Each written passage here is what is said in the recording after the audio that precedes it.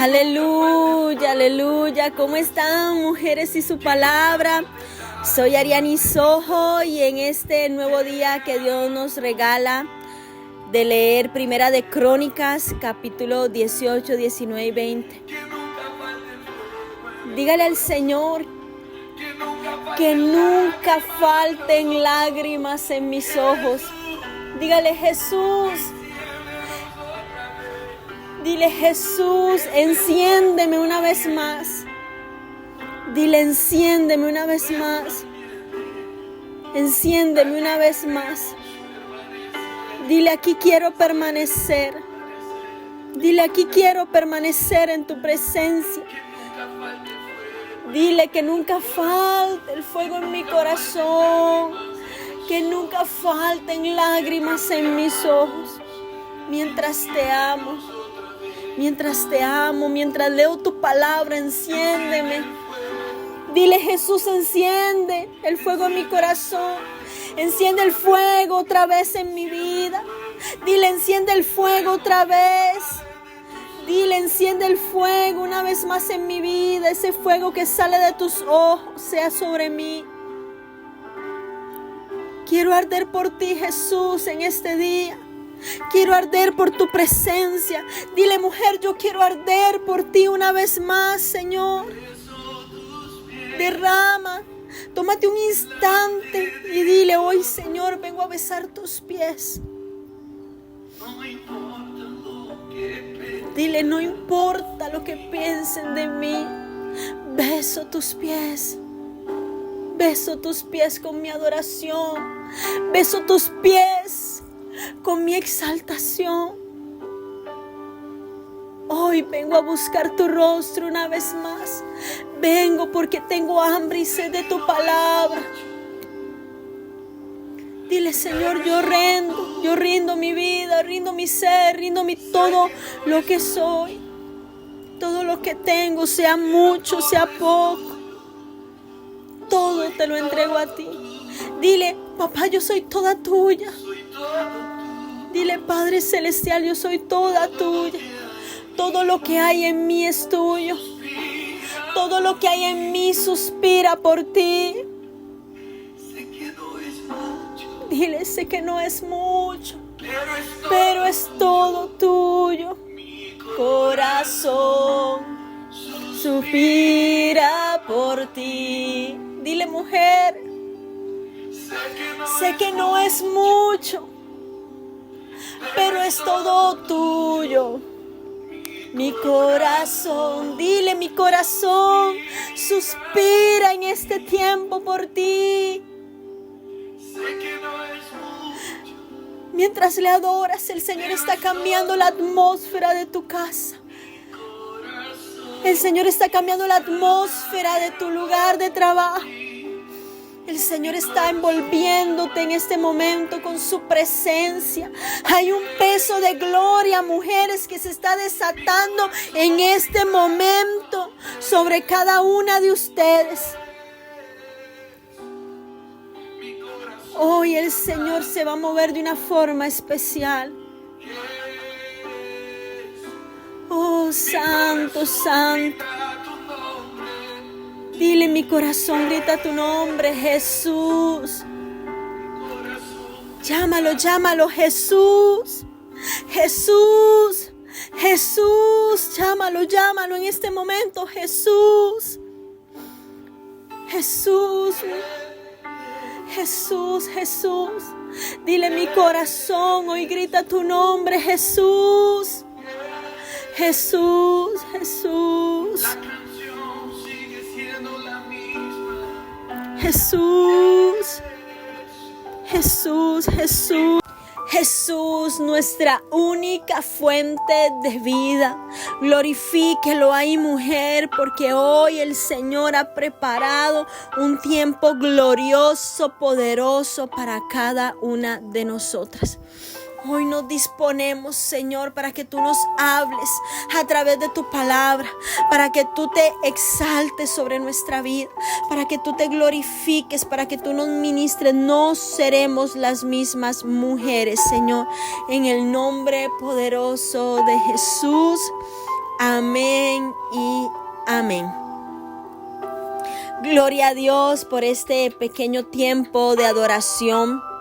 Y yo sé que el Señor ha comenzado a transformar la atmósfera del lugar en el que usted se encuentra en este momento. Y que Él ha traído paz, fortaleza, ánimo, porque yo sé que muchas de nosotras lo estábamos necesitando. Vamos a comenzar con la lectura de hoy en Primera de Crónicas, capítulo 18, capítulo 19 y capítulo 20. El 18 tiene como título David extiende sus dominios. Después de estas cosas, aconteció que David derrotó a los filisteos y los humilló, y tomó a Gat y sus villas de mano de los filisteos. También derrotó a Moab, y los moabitas fueron siervos de David, trayéndole presentes. Asimismo derrotó a Hadad-ezer, rey de Soba, en Amad, yéndose a asegurar su dominio junto al río Éufrates. Y tomó David 1000 carros, 7000 de a caballo y 20,000 hombres de a pie. Y desjarretó David los caballos de todos los carros, excepto los 100 carros que dejó. Y viniendo los sirios de Damasco en ayuda de Hadad-ezer, rey de Soba, David hirió de ellos 22,000 hombres. Y puso David guarnición en Siria de Damasco, y los sirios fueron hechos siervos de David, y trayéndole presentes, porque Jehová daba la victoria a David donde quiera que iba. Tomó David también los escudos de oro que llevaban los siervos de Hadad-ezer y los trajo a Jerusalén.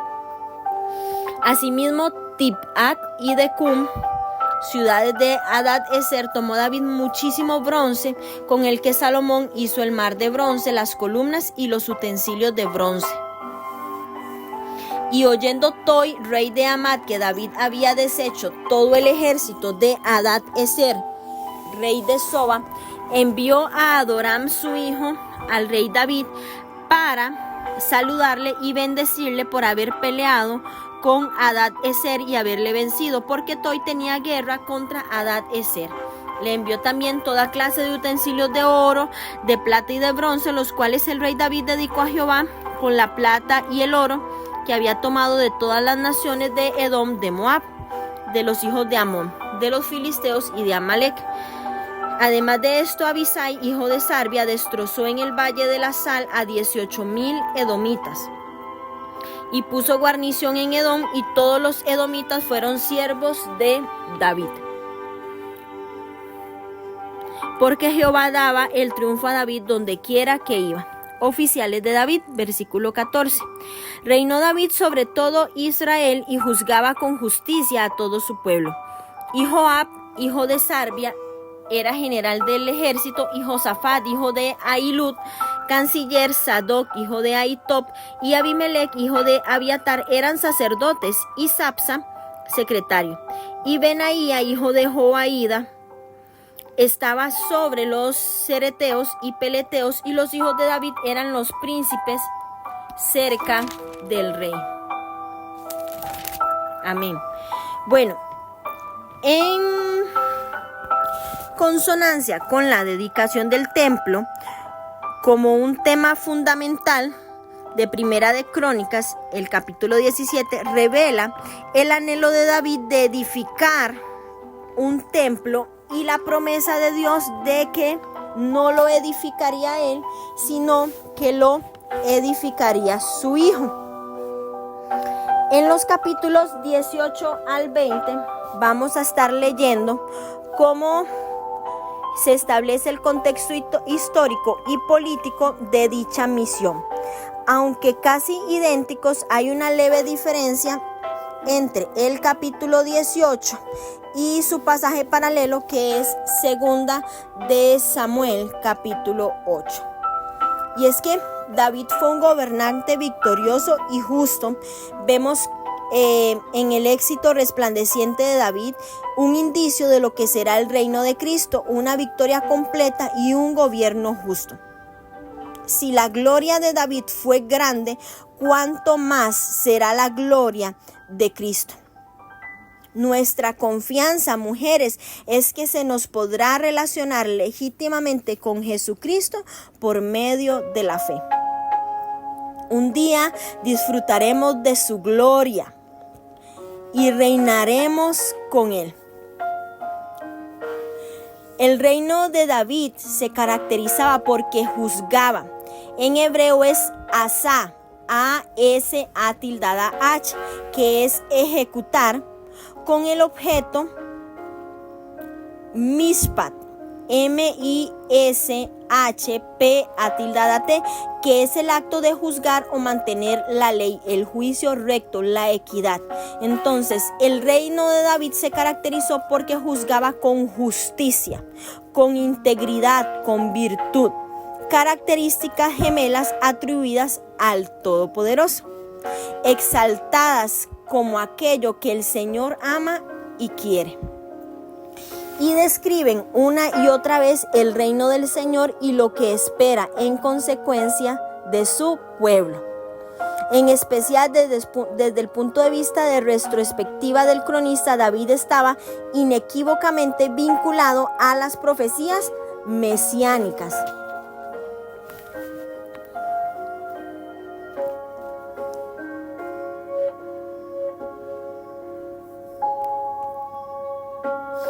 Todas las batallas de este capítulo muestran cómo Dios dio a David victoria tras victoria.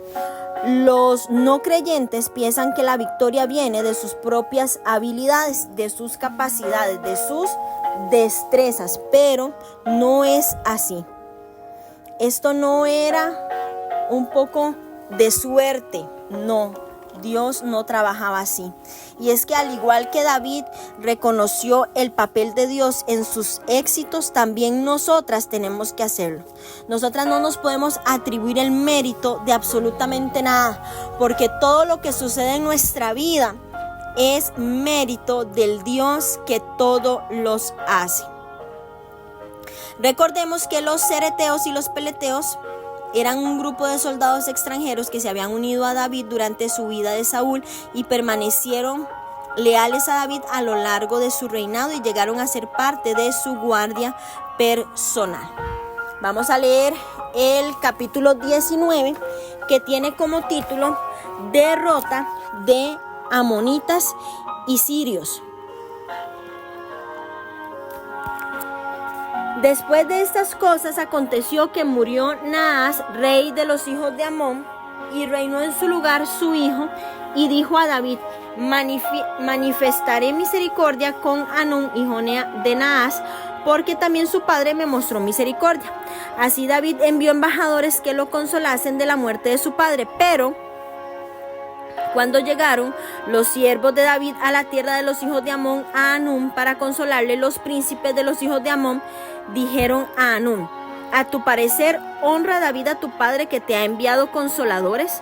¿No vienen más bien sus siervos a ti para espiar e inquirir y reconocer la tierra? Entonces Hanún tomó los siervos de David y los rapó y les cortó los vestidos por la mitad hasta las nalgas y los desechó. Se fueron luego, y cuando llegó a recibirlos, porque estaban muy afrentados, el rey mandó que les dijeran: estaos en Jericó hasta que os crezca la barba, y entonces volveréis. Y viendo los hijos de Amón que se habían hecho odiosos a David, Hanún y los hijos de Amón enviaron 1000 talentos de plata para tomar a sueldo carros y gente de a caballo de Mesopotamia, de Siria, de Maaca y de Soba. Y tomaron a sueldo 32,000 carros y al rey de Maaca y a su ejército, los cuales vinieron y acamparon delante de Medeba. Y se juntaron también los hijos de Amón de sus ciudades y vinieron a la guerra. Oyéndolo David envió a Joab con todo el ejército de los hombres valientes. Y los hijos de Amón salieron y ordenaron la batalla a la entrada de la ciudad. Y los reyes que habían venido estaban aparte en el campo. Y viendo Joab que el ataque contra él había sido dispuesto por el frente y por la retaguardia, escogió de los más aventajados que habían en Israel, y con ellos ordenó su ejército contra los sirios. Puso luego el resto de la gente en mano de Abisai su hermano, y los ordenó en batalla contra los amonitas, y dijo: si los sirios fueren más fuertes que yo, tú me ayudarás, y si los amonitas fueren más fuertes que tú, yo te ayudaré. esfuérzate y esforcémonos por nuestro pueblo y por las ciudades de nuestro Dios, y haga Jehová lo que bien le parezca. Entonces se acercó Joab y el pueblo que tenía consigo para pelear contra los sirios, mas ellos huyeron delante de él, y los hijos de Amón, viendo que los sirios habían huido, huyeron también ellos delante de Abisai su hermano, y entraron en la ciudad. Entonces Joab volvió a Jerusalén.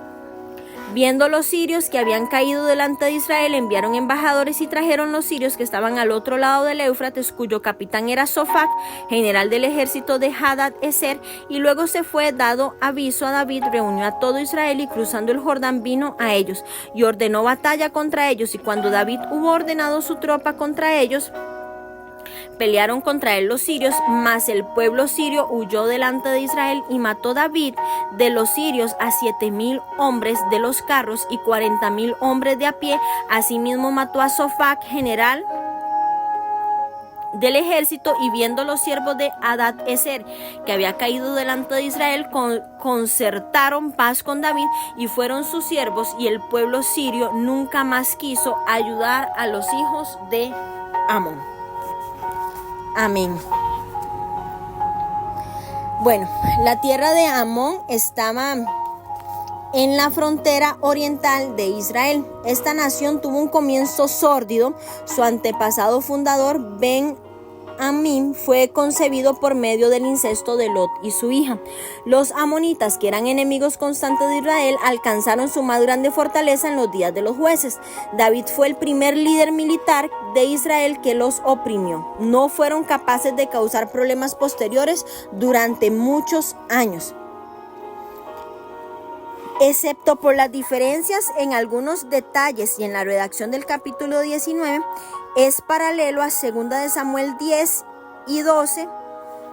Crónicas no menciona los sucesos inmorales descritos en 2 de Samuel 11 y el capítulo 13, incluidos el adulterio del rey con Betsabé, la violación de una hija por parte de sus hijos y el intento de su hermano de usurpar el trono. Vemos cómo estos hechos no se ajustaban al propósito del cronista de llamar la atención del remanente de Israel sobre lo que había tenido de glorioso el reinado de David, y debía tomarse como paradigma de la promesa de Dios de restauración y finalmente de la venida del reino del Mesías.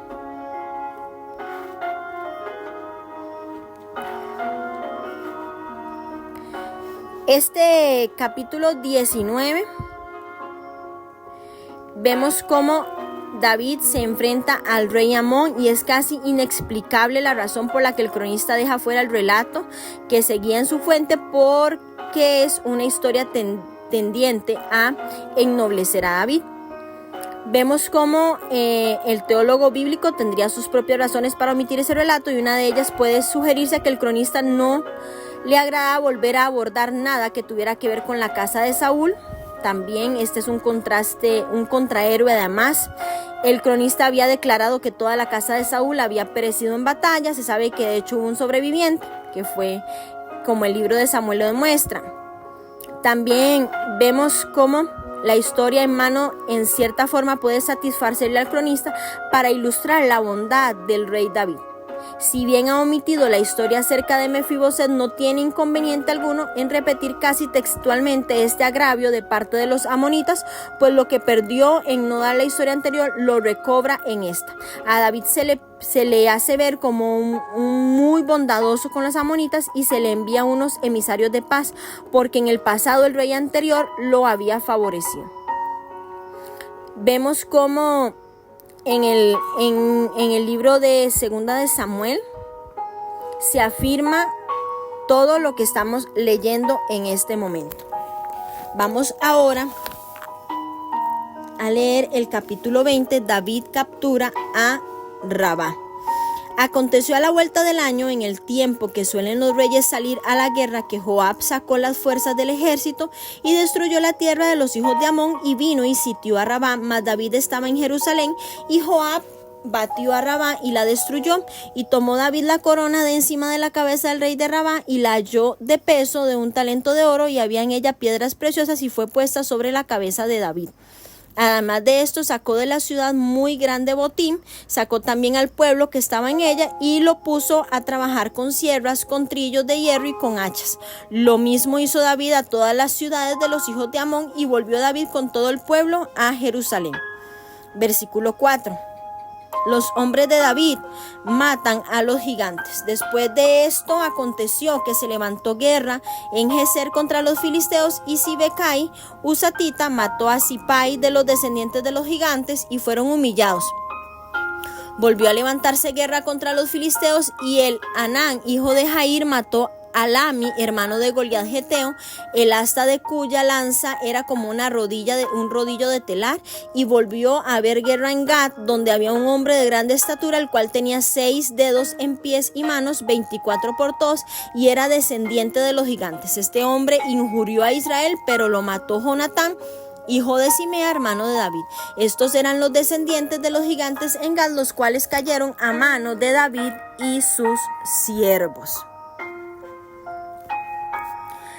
Vemos cómo nosotras como lectoras ya estamos familiarizadas con la historia de la monarquía descrita en 2 de Samuel, y yo me imagino que ya ustedes reconocieron fácilmente la situación que leímos en el versículo 1 como la ocasión en que David tomó a Betsabé, que eso es 2 de Samuel 11, del versículo 1 hasta el versículo 25 del capítulo 12. Vemos cómo el escritor no menciona nada de esto. Él consideró innecesario repetir el relato de este pecado, y la narración sintetiza la historia de la destrucción de los amonitas, incluida la colocación sobre la cabeza de la corona de piedras preciosas del rey sometido, lo cual afirmaba visualmente su gobierno sobre sus enemigos. En 2 de Samuel se menciona que el Anán, que en hebreo es Dios ha sido bondadoso, mató a Goliat. Aunque los dos relatos presentan dificultades textuales que los eruditos no han podido resolver por completo, una posible solución a dicha discrepancia es que más de un geteo ostentaba el nombre Goliat. Quizá también el hijo del hombre que David asesinó, y que al parecer entre los soldados de David había 2 que se llamaban igual: el Anán, el hijo de Jair, y el hijo de Dodo, uno de los 30. Vemos cómo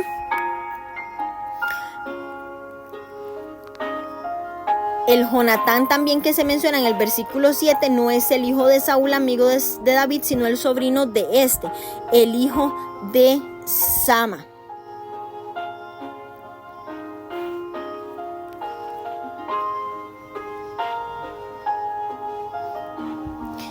Vemos cómo uno no puede menos que sentir lástima por el rey David cuando se considera el peso de la corona que fue puesta sobre su cabeza.